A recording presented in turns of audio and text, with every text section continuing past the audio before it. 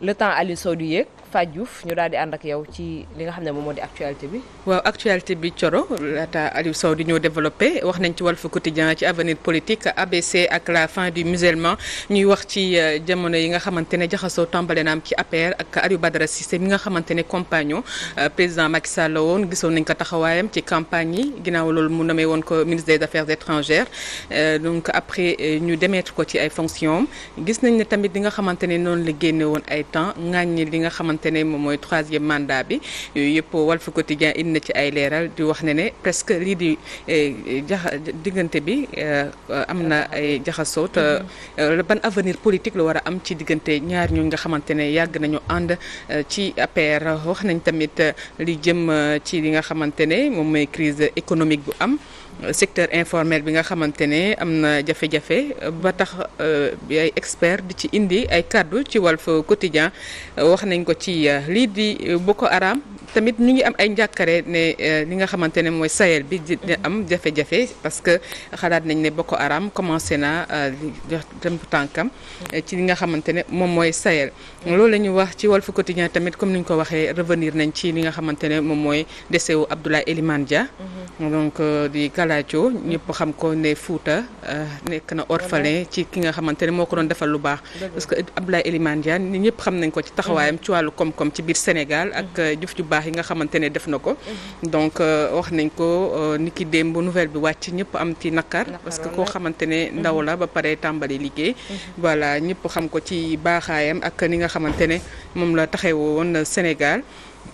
ñëpp ràññee ko ci loolu yëpp wax nañ ko ci Walf Quotidien actualité bi vaccination yi bokk na ci tamit li nga xamante ne mooy recrudescence décès Covid 19 bi bari fi instant bi ak vaccin bi yooyu yëpp wax nañ ko ci ne am na beneen Covid 19 fi am lu raw variant Delta nga xamante ne mu ngi ravagé muy jafe-jafe yi am ci yi nga xamante ne moom lañ nemmeeku Aliou Sow ñëw na. donc chroniqueur analyse politique moom dina gën a mën a xuus ci mbir bi. bonjour. ñoo la gën a bëgg. Fanta. Gëj naa la gis. J'espère que vous portez bien. Cheikh Diane Gomis, Ancré, il n'est pas certainement content de me voir ce matin puisqu'il est accroché à son téléphone. Mais je lui dis bonjour quand même. Ba jàmm ngeen am Fatou Diouf. Oui, ça va bien. Ni ngeen def ak coono. Très fier d'être sur ce plateau. Tout à fait tranquillement. Parce que je suis en retard. non tàmm nañ ko ci yow nag saw tàmm nañ ko ci yow loolu moom du lu yees doom day maara dàq jàppale waaye borom booy doole bi dina gañe rek xanaa dafa seene jël journaux yi rek wax nga ko ci ko voilà waaw léegi luy solution Fatou Diouf dafa mel ni dafa yàkkamti woon mu démarré seen affaire bi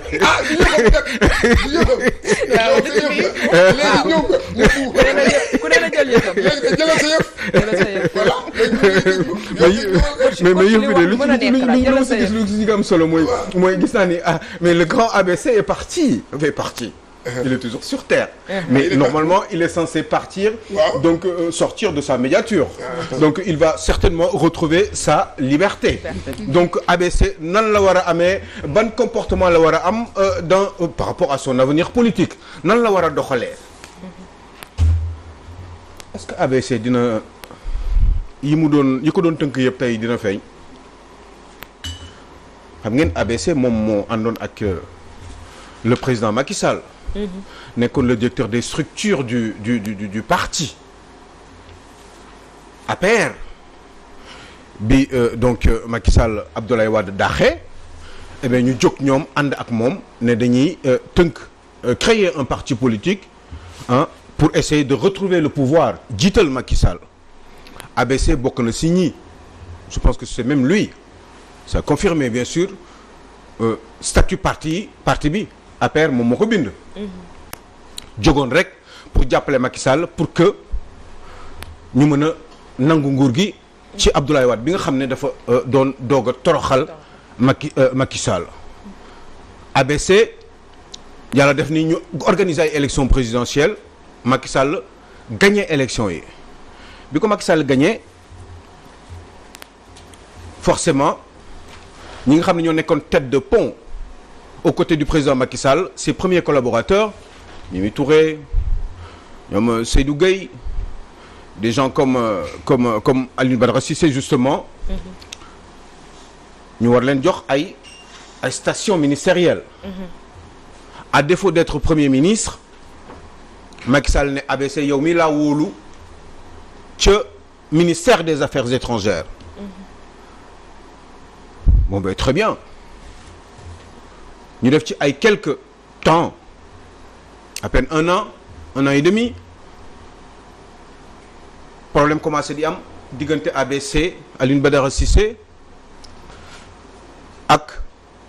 Macky Sall. ñu naan problème boobu lan moo ko indi wax yi di jóge fu nekk. Au final Macky Sall on lui a fait comprendre que ABC en tant que ministre des Affaires étrangères commencé woon na di mel ni luy daal. bàyyeeku daal feeñoon na trop. commencé woon na di fës trop ba nit ñi xalaat ni politique étrangère bi nga xam ne en général dans nos démocraties un président de la République moom moo koy ŋànk que ABC dafa commencé woon di ubbeeku trop à l'étranger. yenn saa yi sans forcément di wax sans accord au président de la République. mel ni daal président bis. finalement xam nga buur dafa fiir. même bu fekkee ni sa xarit la même bu fekkee ni démb ak bërki démb ñoo nekkoon surtout les périodes de vache maigre tey man maay président dee ma xoolee neneen xëj na sa nawle la waaye maay sa kilifa te am na yoo xam ne boo koy def da nga ma war a laaj sama xalaat te sax maay président. yow ABC donc am nay doxalin yoo xam ne daal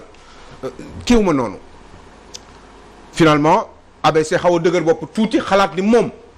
ci station bi mu nekk ni mu war a doxalee jalgatewul benn yoon mbir yi dem ABC Macky Sall xalaat ni kii daal il faut ma jëlee ko fi certainement le président Macky Sall xalaatu ko woon moom kese am na yeneen yu nekkoon ci boppam ak yu ñu ko doon wax en général xam nga président de la République ñiy nekk sa wet mooy bari ba nga xam ne lu nekk di nga ko dégg. des fois mun nga agir à tort ou à raison. En tout cas dem na Macky Sall dàq ko doon réfléchir ci kan la war a léegi teg ci position boobu parce que c'est un ministère extrêmement stratégique parce que da ngay am wàll ak waa bitim réew. surtout la diplomatie. te pour loolu comme loolu day nekk te ABC dafa xaw a doy waar te dindi nañ ko fi ki ñu fi nar a teg keneen il faut mu doon koo xam ne. d'abord waaw day am lu mu xam. bari xam-xam. mais aussi day doon koo xam ne war na ko mën a déggal. Au départ le président Macky Sall avait pensé à Ousmane Tanor Dieng. Finalement le défunt Tanor Dieng lui avait répondu que ni daf ko tontu woon ne ko occupé naa poste bu nekk sama àdduna tollootuma fu may nekkee ministre je vais vous accompagner quand même monsieur le président de la République surtout d'abord dans le cadre de Benno Bokk Yaakaar et puis nga dérouler après ñu xool ci yan fànn laa la mën a jàppale ci la Ousmane Tanor mujjee HCCT yàlla def bi ñu génnee ABC mi tey ji nii mandaam jeex le 5 août tey mu toog nekk en hibernation yëngatul woon bougetul woon waxatul dara jàpp ñàmburam yenn saa yi bu amee yoo xam ne daf fi xew ci réew mi mu génnee wax ci xalaatam ba ñëpp commencé woon di considérer que ni ABC xëy na dafa commencé di am une posture d'opposant. Finalement il s'est retrouvé avec le président Macky Sall ñu déggoo Macky Sall ne boobu entre xam nga 2012 la. ak 2015 ci nekk at yi ABC nekk na fi presque 1 an et demi ministre des affaires étrangères beneen at bi genn wàll bi desoon ci la doon xaw a joxe ay xalaatam ba ñu yaakaar ni comme ni ma ko waxee ni dafa nekk un opposant parce que par rapport ak ses comportements. Macky Sall en 2015 août 2015 le 5 mu jël ko ci ay déggoo ak ay waxtaan ils se sont retrouvés ses chers amis et puis finalement Macky Sall ci xalaatam xëy na mu ne man de kii comme mënu ma ko teg feneen te ko du koo xam ne xëy na war naa ko mën a wóolu à 100% puisque il n'est pas contrôlable xëy na poste médiateur de la République boobu kese laa ko mën a jox pour mun ko noppiloo parce que boo nekkee médiateur dafa am yoo xam ne dootu la warati. parce que médiateur de la République mooy yow yaay def médiation ci biir République du Sénégal entre nit ñi entre politique yi entre société civile jaxasoo yépp lu am yow da nga war a def mais ak état entre état ak ses concitoyens yow yaa war a def gérer cette médiation là pour que toujours mbir mi di jaar yoon ci nu mu gën a rafetee mais liggéey boobu kese du liggéey médiateur mooy da nga am benn comportement comme ni ma ko waxee boo xam ne moom nga war a am da nga war a ne tey ba pare doon nit ku ne tekk te munoo nekk médiateur ba pare di contre la République te République bi nga xam ne moom Macky Sall moom moo koy incarné. kon finalement il était obligé moom de se taire te peut-être xëy na loolu moo taxoon Macky Sall teg ko ci position boobu moom it aussi il avait envie de ressurgir politiquement parce que commencé woon nañ ko di ko fàtte ci at ak genn wàll sauf quelques interventions yoo xam ne daf ko daan def ba ñuy yaakaar ni moom opposant la commencé woon na di perte présence am ci landerneau politique sénégalais donc il lui fallait lui aussi moom arrangé na ko mu dellu siwaat ci biir mbir yi ci yëf yi bon bi mu ci dellu si moom tamit xalaat na ni peut-être que dina ko mën a gérer par rapport ak li conditions yi nga xam ne moom la liggéey boobu laaj ñu dem noonu di doxal ba quelquefois mu xaw a un petit peu comme policier du bàyyi dóor bon c'est peut-être général comme ay habitude am mais Aliou Sow moom ABC moom est-ce que bi mu nekkee ministre ak diggante bi mu nekkee médiateur ak yooyu ban lañu gën a la moo gën a arrangé sénégalais ci xam-xamam moi je pense que Alioune Badara Cissé waroon liggéeyam doonu woon médiateur de la République parce que pour quelqu'un de cette trempe avocat quand même émérite expérience internationale am xam-xam ci lu bari jàng et puis un mec qui a un discours extraordinaire man pour man ci biir APR peut-être même ci biir Benno Bokk Yaakaar bu fekkee ni discours kese la ak pédagogie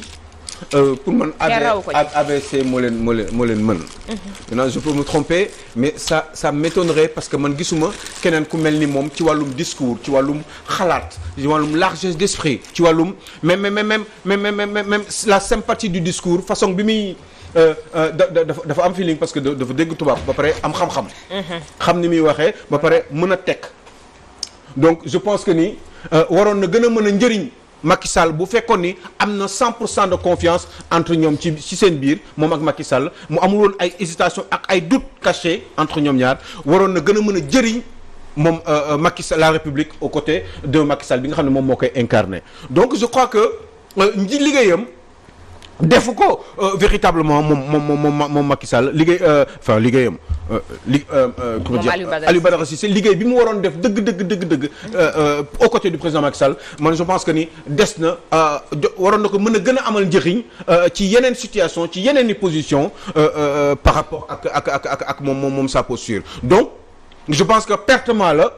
et que xëy na peut-être ci les 3 ans qui restent pour le président de la République ci mandat am xëy na peut-être te mandat comme mandat président de la République et te comme tey Alioune Badara Cissé moom jeexal na au niveau de la médiature je pense que ce serait une bonne idée que le président de la République se rattrape en essayant ci ñetti at yi di ñëw coro fexe ba téye ko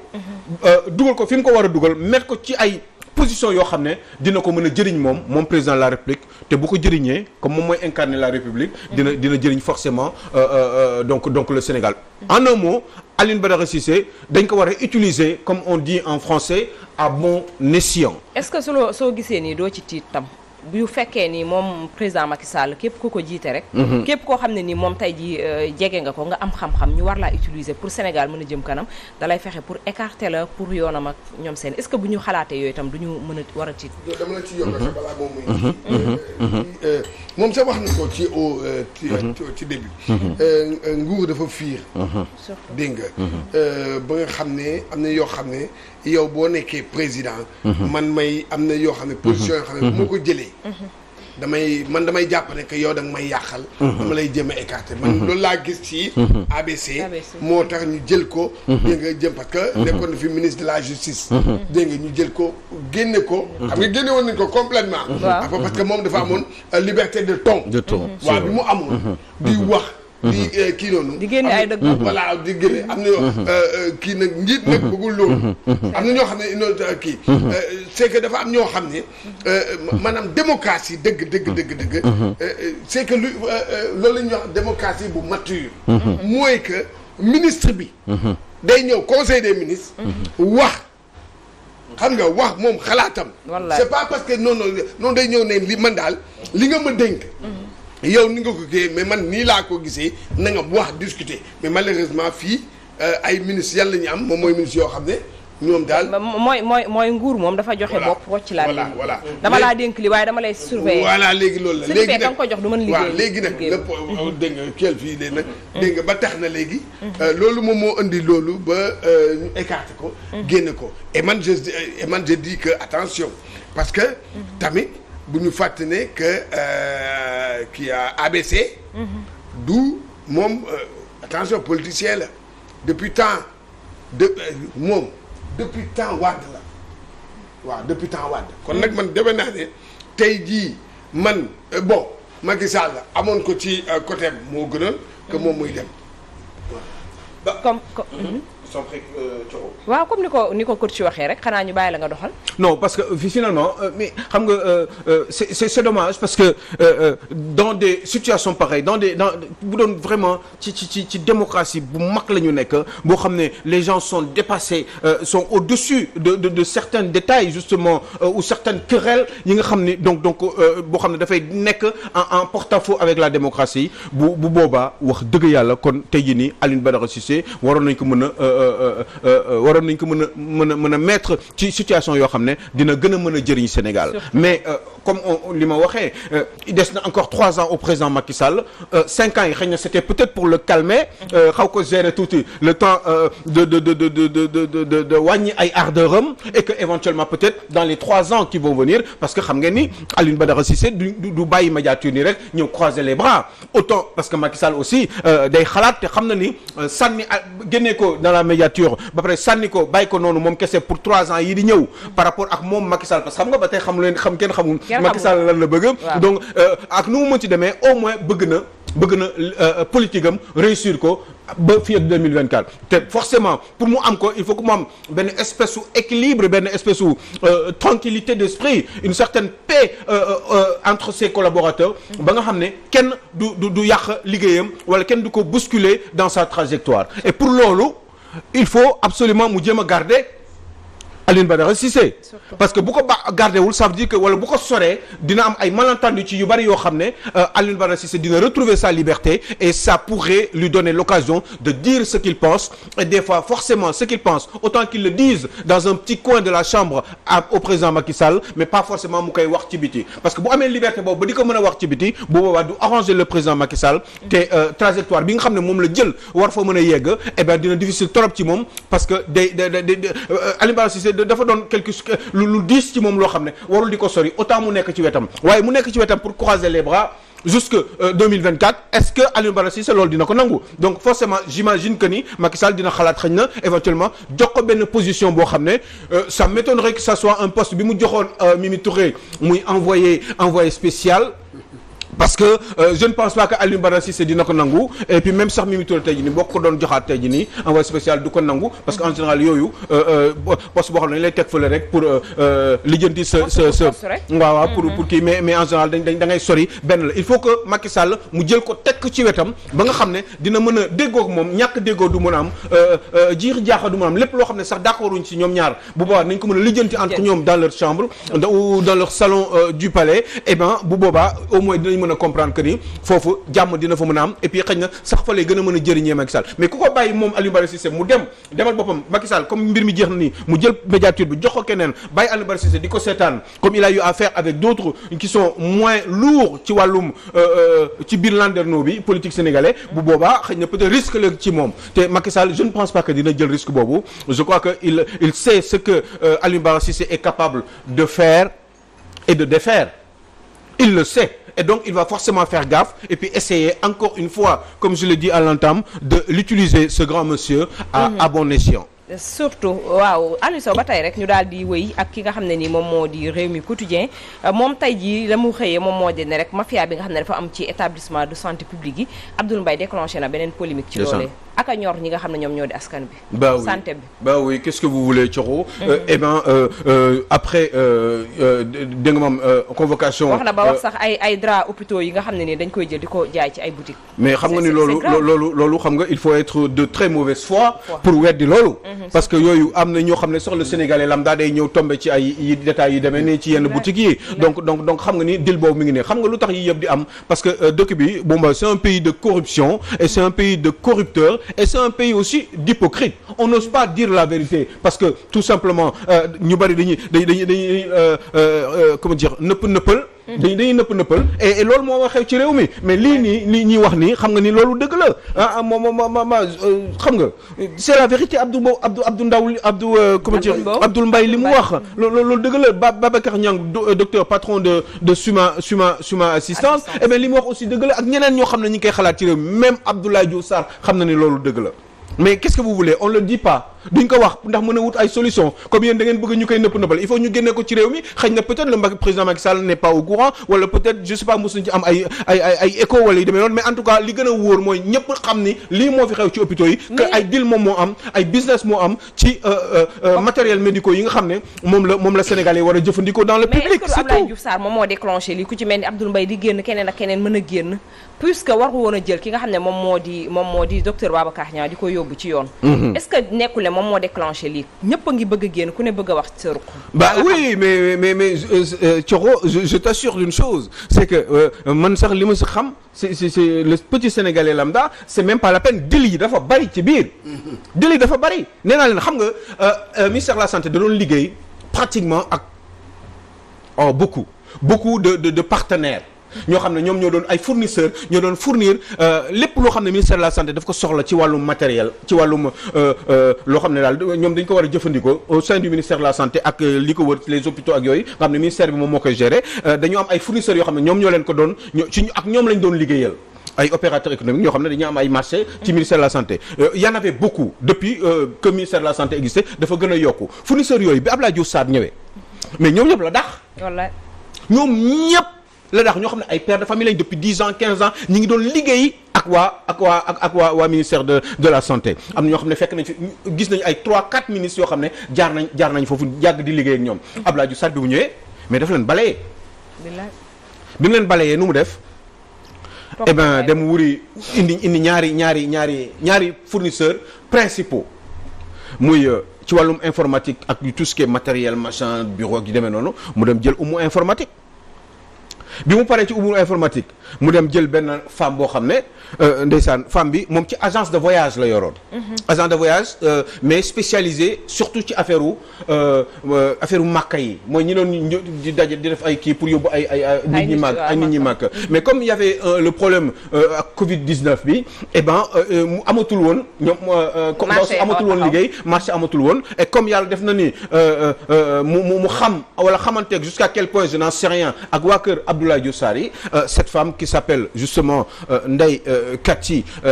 Gadiaga parce que mbir mi ngi tudd sociétés yi ak yeneen sociétés yoo xam ne dañ koy def mais ay fausses entreprises la quoi juste rek pour mën a gérer concurrence bi indi ay entreprises yu bari teg ko ndax mën a bu ñu dugalee marché yi ndax moom mën na ko gagner benn nit bi sax mun na ñëw Cheikh Diane Gomis nii mun nga ñëw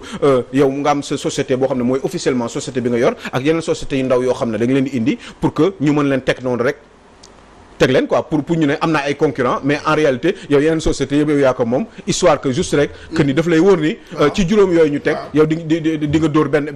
bi forcément di nga ko jël donc ndeykat yi Gadiaga boobu société bi mi ngi tudd NKG il faut qu'on se dise la vérité au Sénégal bu fekkee ni lii may wax ni du dëgg eh bien nañu ñëw ñu toog fii ci Walfadjri plateau bi libre la fii mooy la voix des sans voix eh bien ils disent Aliou Sow li nga wax dara du ci dëgg eh bien NKG boobu marché yu baree moom la joxoon 2 milliards 500 millions yooyu ngeen doon dégg ci problème Covid-19 yi moom lañu ko joxoon donc encore d'autres marchés et cetera yoo xam ne xam nga en général lu tax ñuy choisir ñoom seen i kii nu ñu koy waxatee seen i fournisseurs u bopp parce que am na ay deal yoo xam ne je n'ai pas les preuves